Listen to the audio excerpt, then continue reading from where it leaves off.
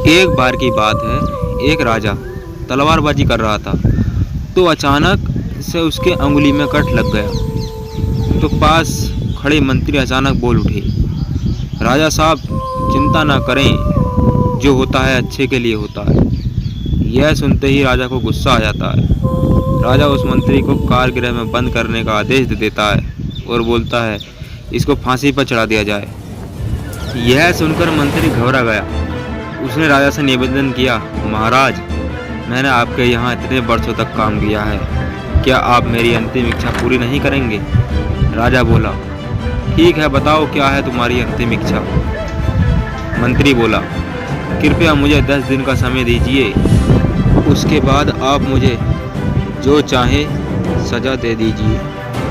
राजा ने उसकी अंतिम इच्छा मान ली।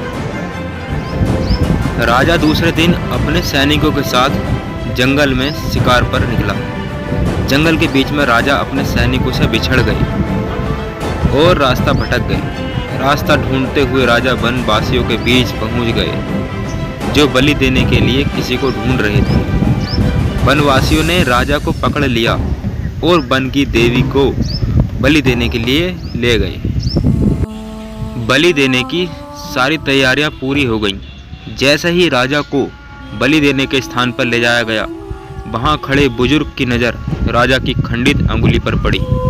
उसने आवाज़ लगाई कि ये तो खंडित है, इसको बलि नहीं दी जा सकती।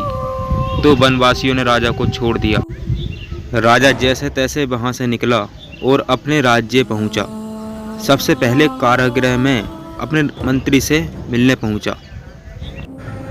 राजा ने मंत्री से कहा, आपने सही कहा था, अगर मेरी अंगुली नहीं कटी होती तो मैं जिंदा नहीं होता, यानी जो होता है वो अच्छे के लिए होता है। राजा ने फिर पूछा, मेरा तो फ़ायदा हुआ, लेकिन आपका कैसे फ़ायदा हुआ? मैंने तो आपको सज़ा दी थी। मंत्री बोला, मैं आपके साथ शिकार पर हमेशा रहता हूँ। उस दिन भी रहता, लेकिन मेरे खंडित नहीं होने के कारण मेरी बलि चढ़ जाती, इसलिए मेरे साथ भी जो हुआ अच्छा हुआ। राजा प्रसन्न हुआ, लेकिन छोटी सी बात पर मंत्री को सजा देने का दुख भी हुआ। इसलिए राजा ने मंत्री को कारागृह से निकालकर फिर से अपने साथ रख लिया।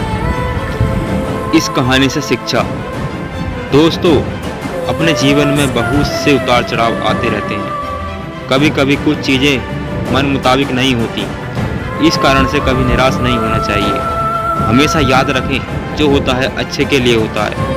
भले ही कुछ अच्छा हो या ना हो, लेकिन उस परिस्थिति के प्रति सकारात्मक नज़रिया रखने से उसका प्रभाव बहुत कम हो जाता है। धन्यवाद।